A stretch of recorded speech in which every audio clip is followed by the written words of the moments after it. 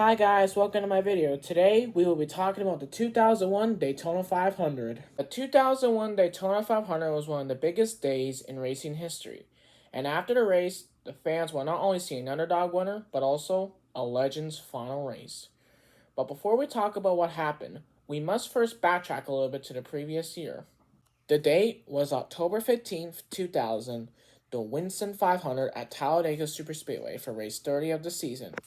Joe Nemechek started on the pole. Going into the race, Bobby Labonte was the points leader by a wide margin of 252 points, but in second place was one of the greatest drivers that ever graced the track.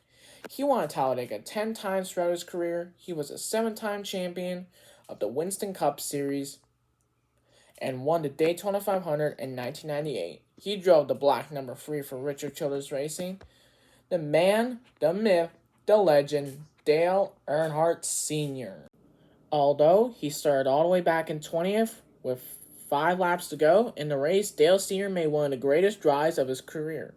With 5 laps to go, he made it all the way up to first place, and with 2 laps to go, he signaled Kenny Wallace behind him to give him a push. And with all his driving skills and talent, Dale Sr. came from 18th place to score his record-setting 10th Talladega triumph. With 2 wins on the year and $1 million richer, Dale would finish runner-up in the points at season's end. And going into 2001, Dale and his car owner Richard Childress felt like they were finally going to win that elusive 8th championship.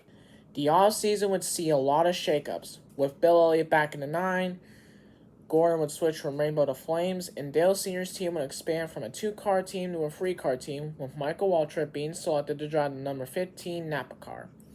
The date was February 18, 2001, the 43rd running of the Daytona 500. Unlike the previous years, this season would see a brand new broadcast partner in Fox Sports with Mike Joy, Larry McReynolds, and fresh off the track, Darrell Waltrip. The analysts made their picks, and they mostly picked all the big names, but Jeff Hammond made a surprising pick in Michael Waltrip. Dale explained on Friday he had a plan to win it. It was going to take all 3 of them to work together to win the race. Pole sitter Bill Elliott would lead him to the green flag, but would only lead 1 lap before being passed by Sterling Marlin for the lead. On lap 29, Rusty Wallace drove into pit road after his right front tire had suddenly gone down. NASCAR determined that he was speeding as a result. He went a lap down. The first yellow flag of the day flew for Jeff Purvis on lap 48 after he bounced off the wall between turns 3 and 4. The race restarted and stayed under a long green flag period for 105 laps. Warburton led the most laps. On lap 87, while battling for 5th place, Kurt Busch got into Dale Earnhardt Sr. After which, Dale gave him the peace sign. Mike Joy would famously say, "Ah, Kurt, you're number 1.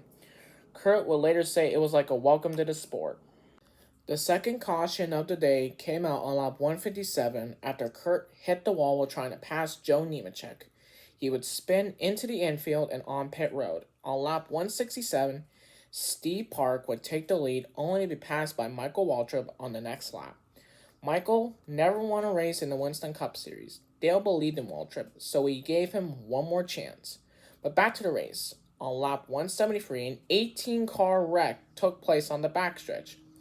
The wreck started when Robbie Gordon turned Warburton in the outside lane. Tony Stewart took the hardest hit any driver ever took in the crash.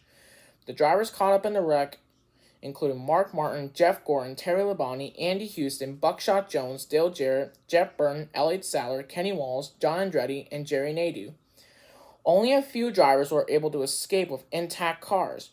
This warranted a red flag for cleanup, giving the drivers a chance to park next to each other.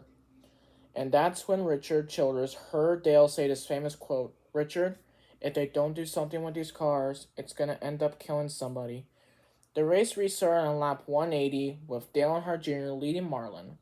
Marlin led the next 3 laps before Michael passed for the lead again. With 2 laps to go, Marlin was trying desperately to get around Dale Sr.'s car. He was beating the front off his Dodge, but Dale wasn't budging. In fact, for the first time ever, he wasn't going for the win. He was playing defense like a mother duckling protecting her 2 little kids. As the white flag flew in the air, Darrell Waltrip nervously called the final lap. He said, "Make that back straight wide, buddy. Come on, man. Come on, man. Watch your mirror. Watch your mirror." Meanwhile, behind him, Dale was in a fierce battle for third, with Ken Schrader and Sterling Marlin. As they went into turns 3 and 4, there was a two-car wreck involving Dale Sr. and Kenny Schrader. While the wreck was going on, Michael Waltrip raced back to the line in front of the field and won his very first race. He was excited. His crew was jumping up and down, hugging and high-fiving on pit road while Darrell looked on a proud brother. In the middle of celebrating, Darrell asked, "How's Dale? Is he alright?" Kenny Schrader climbed from his car and walked over to check on Dale, and what he saw, he would never forget. After he saw Dale not moving, he waved frantically to the paramedics. Richard remembers jumping off the toolbox, taking his headset off, and asked, "How's Dale? Is he okay?" He put his headset back on and said, "Dale, you alright? Dale, you alright?" He never answered back. He wondered what was wrong. Kenny knew right away Dale was in trouble.